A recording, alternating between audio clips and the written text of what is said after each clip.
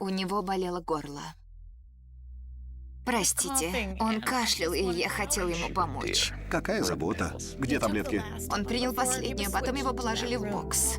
Они все кончились? Это просто лекарство от кашля. Нет, не просто. Где пузырек? Мы должны точно знать, что было в этом пузырьке. Это мог быть колхицин, лекарство от подагры. Если в рецепте было лекарство от кашля, я его и выдал. Родственники готовы замять дело. Мы просто хотим знать, что это было. Он поправится. Откуда вы знаете? Брэндону это нравится? Твой пессимизм. Не всегда все хорошо кончается. Надежда не повредит. Нет. Пока вдруг кто-то не решит, что все можно. В том числе дать лекарство от кашля.